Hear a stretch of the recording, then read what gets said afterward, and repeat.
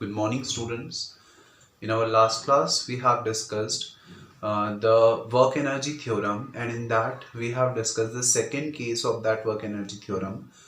Also, we have discussed the power, right? What do we mean by power? And the mass energy equivalence relation, कैसे mass और energy एक दूसरे से relate करते हैं, that thing also we have discussed in our last class.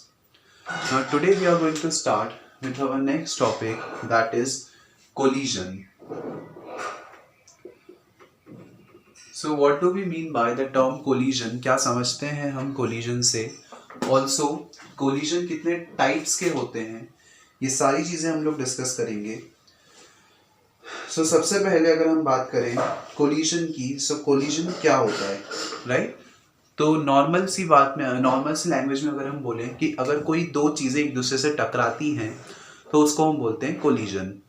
और physics के terms में अगर हम बोलें तो कोलिजन का मतलब वही है, बट हम उसको थोड़ा सा स्पेसिफिकली बोल रहे हैं कि जब दो बॉडीज एक दूसरे से स्ट्राइक करें फॉर सम टाइम, राइट. दो बॉडीज एक दूसरे से स्ट्राइक करेंगी और उनके स्ट्राइक करने के कारण उनमें एक एक्सचेंज ऑफ एनर्जी होगा, राइट. इनमें एक एक्सचेंज ऑफ एनर्जी होगा, मतलब हो सकता है कि एक बॉडी अपनी एनर्जी का कुछ पार्ट दूसरी बॉडी में ट्रांसफर करे, राइट. तो इस तरीके से जो एनर्जी है उसका रीडिस्ट्रीब्यूशन होगा इन दोनों बॉडीज के बीच में, और इस फिनोमेना को हम बोलेंगे कोलिजन. सो जब दो बॉडीज एक दूसरे से टकराती हैं या स्ट्राइक करती हैं जिसके कारण उनके बीच में एनर्जी का रीडिस्ट्रीब्यूशन होता है, तो उसको बोला जाता है कोलिजन. बेसिकली ये जो कोलिजन है वो दो टाइप्स का होता है, elastic as well as inelastic. So क्या समझते हैं हम इलास्टिक कोलिजन से?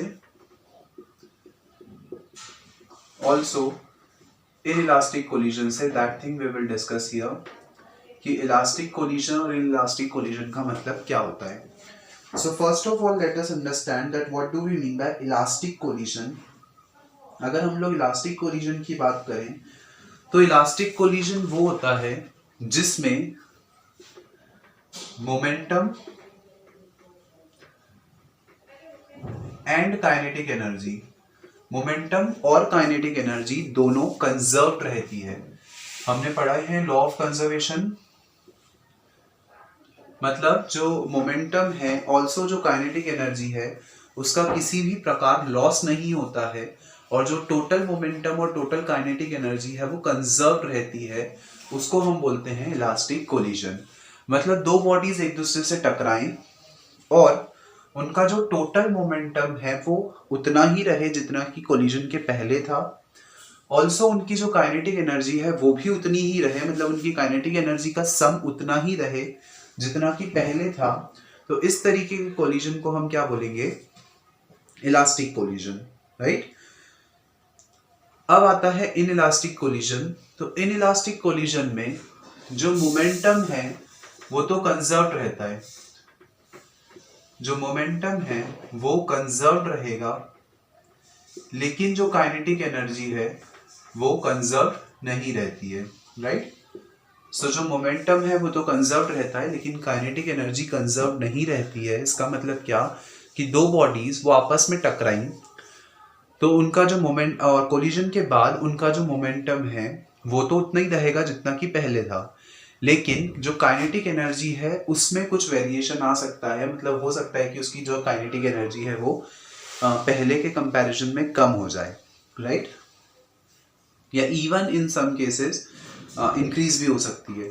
सो द थिंग इज दैट कि जो काइनेटिक एनर्जी है वो कंजर्व नहीं रहती है, वो चेंज हो जाती है, लेकिन जो मोमेंटम है वो कंजर्व रहता है, राइट. सो हम लोग डिस्कस करेंगे इन दोनों केसेस को, elastic collision as well as inelastic collision for 1D motion, right. हम लोग सिर्फ 1D मोशन के लिए इन दोनों को डिस्कस करेंगे. We will not do this for the 2D as well as the 3D motion. So सबसे पहले हम लोग डिस्कस करते हैं 1D इलास्टिक कोलिजन. एक ऐसा कोलिजन जिसमें मोमेंटम और काइनेटिक एनर्जी कंजर्व रहे और वो 1D सिस्टम में हो रहा हो, राइट. ऐसे ऐसे ऐसे कोलिजन को हम क्या बोलेंगे, 1D कोलिजन। सो सबसे पहले इसके लिए मैं दो बॉडीज कंसिडर करता हूँ। Suppose I have consider two bodies named as A and B, right. हमने मान लिया इसका मास जो है वो Ma हो गया और इसका मास जो है वो Mb हो गया, राइट। फर्स्ट वाली बॉडी का मास Ma, सेकेंड वाली बॉडी का मास Mb। ए वाली बॉडी का जो वेलोसिटी है that is UA and B वाली बॉडी की जो वेलोसिटी है उसको हमने मान लिया UB। ये दोनों एक ही डायमेंशन में मूव कर रहे हैं इस तरीके से, एंड जो UA है वो ज्यादा है एज कंपेयर टू UB, तभी इनमें इन दोनों में कोलिजन जो है वो हो पाएगा। तो जब ये A इस B से टकराएगा तो उनके बीच में कुछ रीडिस्ट्रीब्यूशन ऑफ एनर्जी होगा, और उसके बाद इनमें जो एनर्जी है उसका रीडिस्ट्रीब्यूशन होने के बाद इनकी जो वेलोसिटी है वो ऑब्वियसली चेंज हो जाएगी, राइट। सो ये केस है कोलिजन के पहले का, मतलब कि बिफोर कोलिजन। नाउ कोलिजन के बाद क्या होता है वो समझते हैं। जब ये दोनों एक दूसरे से टकराने के बाद फिर से अलग अलग हो गए, ये बन गया A, ये अगेन B। इसका मास तो उतना ही रहेगा, इसका मास Ma, इसका मास Mb।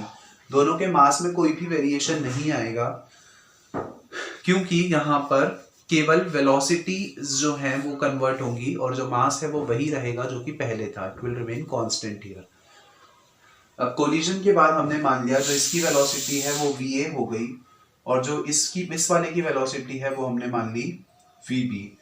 So from here we will get after the picture of the after collision, right. After collision हमको पता चल गया कि जो वेलोसिटी है और जो मास है वो अगर किसी तरीके से चेंज हो रहा है तो वो क्या क्या क्या चेंजेस होंगे, वो सारी चीजें हमने यहाँ पर लिख ली, राइट। इसको जस्ट फॉर आवर कन्वीनियंस हमको डेरिवेशन में बार बार लिखना पड़ेगा, इसलिए हम A की जगह पे 1 लिख देते हैं और B की जगह पे 2 लिख देते हैं। It is just for our convenience in the derivation only, right. जहां जहां पे A है वहां पे मैंने 1 लिख लिया, जहां पे B है वहां पर मैंने 2 लिख दिया, like this, right. Now what do we have to do. So अगर मैं कोलिजन के पहले की टोटल काइनेटिक एनर्जी निकालूं, that is I am talking about total kinetic energy before collision. Collision के पहले की हम लोग बात कर रहे हैं। कोलिजन के पहले की जो टोटल काइनेटिक एनर्जी होगी वो कितनी हो जाएगी, इस A वाले की काइनेटिक एनर्जी कितनी, half m1 u1 square, plus B वाले की काइनेटिक एनर्जी, B वाले की एनर्जी कितनी हो गई, हाफ m2 u2 स्क्वायर। सो हमको टोटल काइनेटिक एनर्जी मिल गई कोलिजन के पहले की, मतलब कि बिफोर कोलिजन की। सिमिलरली मैं टोटल काइनेटिक एनर्जी निकाल सकता हूं आफ्टर कोलिजन। सो यहां से अगर हम टोटल काइनेटिक एनर्जी निकालें, total kinetic energy after collision, collision के बाद जो टोटल काइनेटिक एनर्जी होगी वो कितनी हो जाएगी, m2 v1 square plus half m2 v2 square, right. In this way I can get the total kinetic energy after collision as well. हमको पता है कि जो इलास्टिक कोलिजन होता है उसमें काइनेटिक एनर्जी जो है वो कंजर्व्ड रहती है, और सिंस काइनेटिक एनर्जी कंजर्व्ड रहती है तो कोलिजन के पहले की काइनेटिक एनर्जी और कोलिजन के बाद की काइनेटिक एनर्जी दोनों सेम रहेंगी। So kinetic energy before collision is equals to kinetic energy after collision. यहाँ पे शॉर्ट में लिखा है, it may be understandable. Kinetic energy before collision is equals to kinetic energy after collision, और यहाँ पे हम जस्ट वैल्यूज पुट कर देते हैं so that we will get half m1 u1 square plus half m2 u2 square is equals to, ये m1 हो जाएगा, half m1 v1 square plus half m2 v2 square, right. So हमने simply just values जो है वो put कर दी। यहां से अगर हम सब में से हाफ कॉमन निकालकर उसको कैंसिल कर देते हैं so that we will get जो यहां से हमने सब में से हाफ जो है वो कैंसिल कर दिया। इसके अलावा जो m1 वाली टर्म्स हैं मैं उनको एक साइड ले आया so that I will get m1 u square minus m1v1 square is equals to m2v2 square minus m2u2 square. हम m1 वाली टर्म्स को एक साइड ले आए हैं और m2 वाली टर्म्स को एक साइड ले आए हैं, राइट। नाउ जस्ट हम इसको सिंपली सॉल्व कर देंगे। सिंपली हमने कॉमन ले लिया, m1 कॉमन ले लिया हमने इन दोनों टर्म्स में से, so that we will get m1 common u1 square minus v1 square is equals to m2 common v2 square minus u2 square, right. So एक सिंपल सी चीज, यहाँ से हमने जो टर्म्स कॉमन निकल रही थी दैट इज m1 और m2 उनको कॉमन निकाल लिया और जो बची हुई टर्म्स है उनको एज इट इज लिख दिया है। Now give it equation number 2। अगर हम इसको इक्वेशन नंबर 2 नाम दे दें,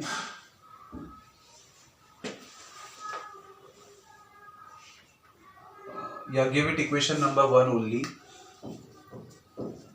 या so just give it equation number 1।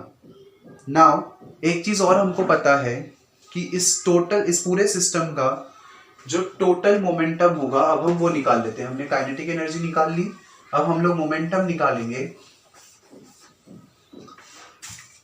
So total momentum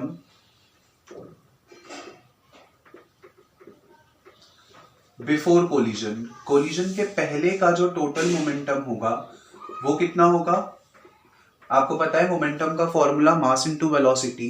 तो मोमेंटम ऑफ ए कितना हो गया? m1u1 plus momentum of B कितना हो गया? m2u2, right. सो कोलिजन के पहले का मोमेंटम हमारे पास आ गया m1u1 और प्लस m2u2, ए एज वेल एज बी का। ऑल्सो आपके पास एक चीज है, total momentum after collision. Collision के पहले का तो हमने निकाल ही दिया है, कोलिजन के बाद का भी निकाल लेते हैं। कोलिजन के बाद का जो टोटल मोमेंटम है वो कितना हो जाएगा? It will be equals to m1v1 plus m2v2, right. So हमने जस्ट वैल्यूज जो है वो पुट कर दी। अब यहाँ पर भी हम जो कंजर्वेशन लॉ है उसको अप्लाई कर देते हैं। कंजर्वेशन लॉ ये बोलता है कि जो पहले का मोमेंटम है वो बाद के मोमेंटम के इक्वल होगा। So total momentum before collision is equals to total momentum after collision. Collision के पहले का momentum is equals to collision के बाद का मोमेंटम। हमने सारी वैल्यूज जो है उनको पुट कर दिया, so that we will get m1u1 plus m2u2 is equals to m1v1 plus m2v2, right. यहाँ पर भी वही चीज करेंगे, जो m1 वाली टर्म्स हैं उनको हम एक साइड ले आते हैं, so that we will get m1 bracket में u1 minus v1 is equals to m2 v2 minus u2। So कुछ नहीं किया है हमने, सिर्फ जो कॉमन टर्म्स निकल रही थी m1 और m2 उनको हमने कॉमन ले लिया। सो यहाँ से हमारे पास आ गई हमारी equation number 2, right. So just give it equation number 2। एक हमने टोटल काइनेटिक एनर्जी कंजर्व करके निकाल ली, दूसरी टोटल मोमेंटम कंजर्व करके निकाल ली। नाउ हम इक्वेशन 1 को इक्वेशन 2 से डिवाइड कर देते हैं, राइट। सो जो इक्वेशन 1 है, इक्वेशन 1 हम पहले यहाँ लिख लेते हैं as it is. So we will get u1 square minus v1 square is equals to m2 v2 square minus u2 square. This was our equation number 1। So अब हम इक्वेशन 1 को इक्वेशन 2 से डिवाइड कर देंगे। Equation 1 divided by equation number 2। So यहाँ से we will get this will become m1 u1 square minus v1 square is equals to m2 v2 square minus u2 square divided by m1 u1 minus v1 upon में m2 v2 minus u2, right. सो कुछ नहीं है, हमने केवल दोनों equations के LHS को divide कर दिया, दोनों इक्वेशंस के RHS को डिवाइड कर दिया है, राइट। अब ऊपर अगर मैं a square minus B square वाली आइडेंटिटी से सॉल्व करूं तो ये क्या हो जाएगा? a minus B into A plus B. Upon वाली जो टर्म्स हैं वो हमने एज इट इज लिख दी, m2 as it is V2 minus U2 into V2 plus U2 upon में M2 V2 माइनस U2। सो V1 माइनस U1 से V1 minus U1 cancel, M1 से M1 कैंसल, आपके पास बच गया U1 plus V1 is equals to M2 से M2 cancel, ये cancel, आपके पास बच गया V2 प्लस U2। तो हमारे पास जो टर्म्स बच गई हैं हमने केवल उन टर्म्स को लिख लिया। So that we will get U1 plus V1 is equals to V2 plus U2। और यहाँ से अगर आप U1 U2 को एक साथ ले आएंगे, so U1 minus U2 is equals to V2 minus V1, and this will be the relation between the initial velocities and the final velocity। आप इसको ऐसे भी समझ सकते हो कि जो relative velocity before collision होगी वो relative velocity after collision की equal होगी। So relative velocity हम लोग already 1D चैप्टर में पढ़ चुके हैं। relative velocity before collision is equals to relative velocity after collision, right. So यहां से हम लोगों को वेलोसिटीज का जो रिलेशन है वो मिल गया, दैट इज कोलिजन के पहले की वेलोसिटी ऑल्सो कोलिजन के बाद की वेलोसिटी के बीच में क्या रिलेशन होगा, that we have derived from here. यहां से एक और टॉपिक हमारे पास आता है, that is velocity of particle of mass m1। अगर हम इंडिविजुअली दोनों मासेस की वेलोसिटी निकालना चाहें तो हम कैसे निकाल सकते हैं, उसके लिए हमको एक्सप्रेशन जो है वो डिराइव करना है। आपसे एग्जाम में पूरा क्वेश्चन एक साथ नहीं पूछा जाएगा, आप it can be asked in the parts, आपसे पार्ट्स में पूछा जा सकता है, या तो आपसे सिर्फ यहाँ इस रिलेशन तक निकालने के लिए बोल दिया जाएगा, या फिर इसके बाद जो हम डिस्कस करने वाले हैं वो इंडिविजुअली पूछ लिया जाएगा। तो हमको एग्जाम में पूरा डेरिवेशन एक साथ नहीं करना है। एग्जाम में डिपेंड करता है कि कितने मार्क्स का पूछा गया है, उसके अकॉर्डिंग आपको जो डेरिवेशन है उसको सॉल्व करना है। Okay, so velocity of particle of mass m1 after collision. Velocity of a after collision, a जिसका मास m1 है, कोलिजन के बाद उसकी जो वेलोसिटी है वो कितनी होगी, that thing we have to find out, right. So collision के बाद उसकी जो वेलोसिटी है वो कितनी हो जाएगी, v2, राइट। यहां से अगर हम देखें तो कोलिजन के बाद उसकी वेलोसिटी कितनी हो गई, v2। सो v2 के लिए मैंने एक्सप्रेशन निकाल लिया, it will be equals to u1 minus u2 plus v1। So v2 की वैल्यू आपके पास आ गई u1 minus u2 plus v1। अगर मैं इस वैल्यू को इक्वेशन नंबर 2 में पुट कर देता हूं, राइट। इक्वेशन 2 हमारे पास है, that is m u2 minus u1 is equals to m v1 minus v2। हमारी जो इक्वेशन 2 थी, the equation 2 was this, u1 minus v1 is equals to m2 v2 minus u2, right? This was equation number 2. From here I have seen it. So yeah, equation 2 we have got m1 u1 minus v1, m2 v2 minus u2. So यहाँ से जो v2 की value है उसको हम put कर देते हैं, so that we will get m1 u1 minus v1 as it is equals to m2 v2 की जगह पे आपने लिख दिया u1 minus u2 plus v1 minus u2, right. हमने जो वैल्यूज हैं उनको जस्ट सिंपली पुट कर दिया है। v1 की जगह पे v1 की वैल्यू, u1 की v2 की जगह पे हमने जो वैल्यू है वो जस्ट पुट कर दिया है, राइट। यहां से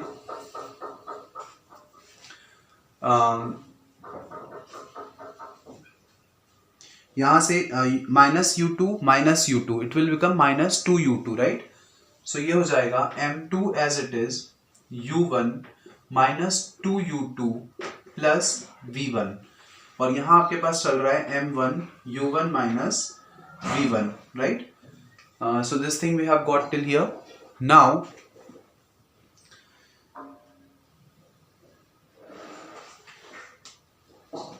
यहां से अगर मैं m1 और u1 वाली टर्म्स को सबसे पहले तो एक काम करते हैं, इन ब्रैकेट्स को ओपन कर लेते हैं, so that we will get m1 u1 minus m1 v1 is equals to m2 u1 minus 2 m2 u2 plus m2 v1, right. हमने सारे ब्रैकेट्स को ओपन कर लिया। अब एक काम करते हैं, जो u1 वाली टर्म्स हैं उनको हम एक साइड ले आते हैं, so that we will get ये u1 वाली टर्म्स को हम एक साइड ले आए, m1 u1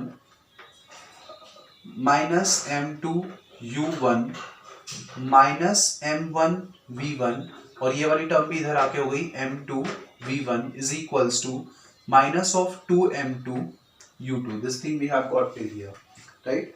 यहां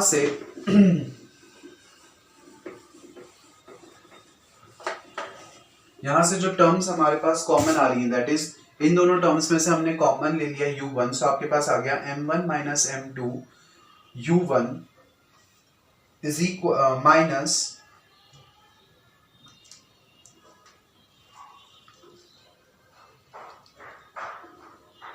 m1 plus m2 v1 is equals to minus 2 m2 u2, right.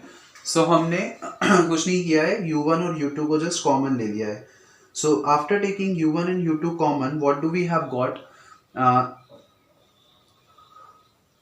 Also एक चीज, ये जो u1 वाली टर्म है उसको अगर मैं वहां पर भेज दूं, क्योंकि मुझे बेसिकली वैल्यू का एक ही निकालनी है, I have to find out the value of v1, right.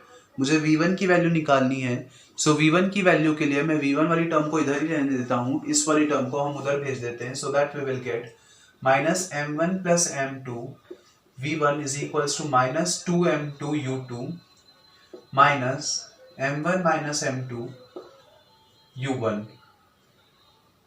ये इन दोनों टर्म्स में से हमने माइनस जो है वो कॉमन ले लिया, लाइक दिस, एंड माइनस से माइनस कैंसल। यहां से v1 की वैल्यू आपके पास आ जाएगी, इस m1 अपॉन m2 को हम नीचे भेज देंगे, so that we will get 2 m2 u2 upon में m1 plus m2 minus m1 minus m2 upon में m1 plus m2 into u1. This will be the value of v1 that we have got from here, right। यहां से आपके पास जो v1 है उसकी value आ जाएगी, that is the velocity after velocity of particle A after collision, right।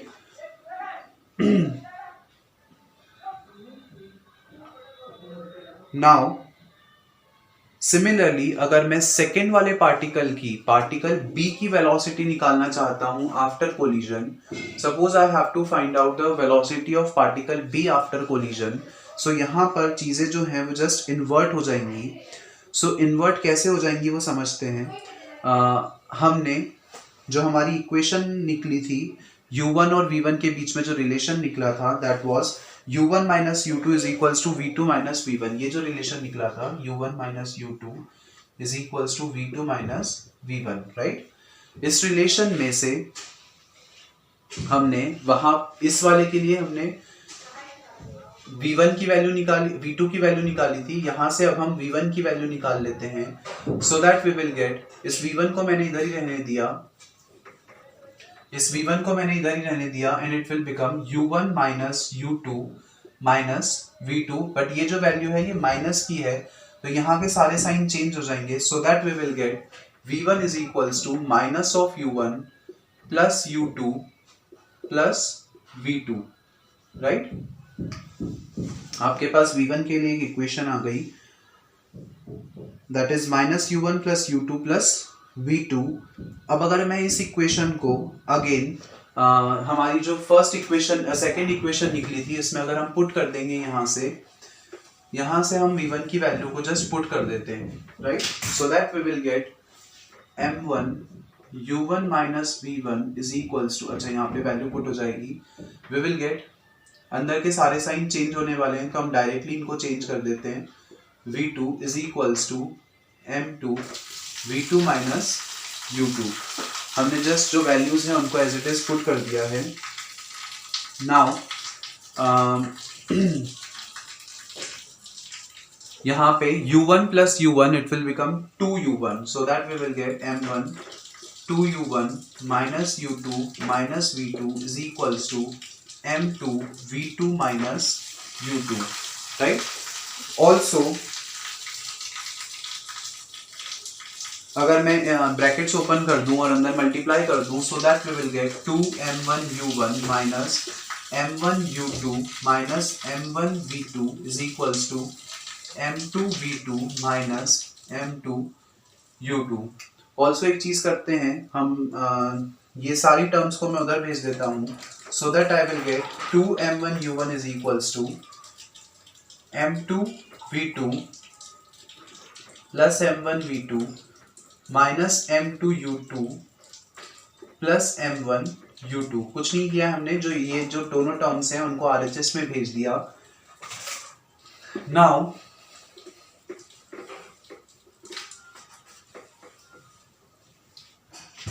यहाँ से हम लोग जो कॉमन टर्म्स आ रही हैं वो कॉमन ले लेते हैं, so that we will get, जहाँ जहाँ से हमको u1 कॉमन मिल रहा है,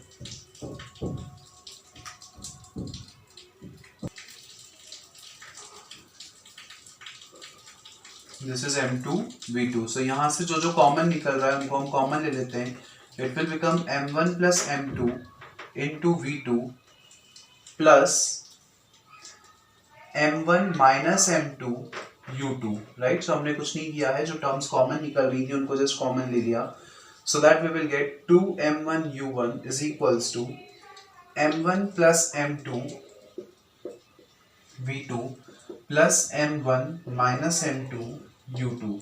आपको वैल्यू चाहिए v2 की, तो हम बाकी सारी टर्म्स को इधर भेज देंगे, so that we will get 2m1 u1 minus m1 minus m2 into u2 is equals to m1 plus m2 into v2। अब इसको भी हम उधर भेज देंगे, so that we will get v2 is equals to 2m1 u1 upon में m1 plus m2 minus m1 minus m2 upon में m1 plus m2 into u2। So this will be the expression for the velocity after collision, that is v2। So in this way, students, we can find out the expression.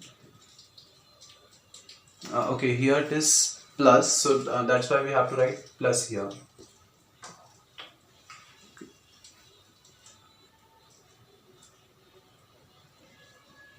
नहीं, okay, ये इधर आ रहा है तो ये minus का ही रहेगा, या okay. So this will be the final expression that we have got, right? So in this way we can find out the final velocity after collision for B as well as for A, right? So we have discussed the elastic collision. Now in our next class we will discuss the inelastic collision, right? That is also one of the important topic. So that's all for today's class. Thank you.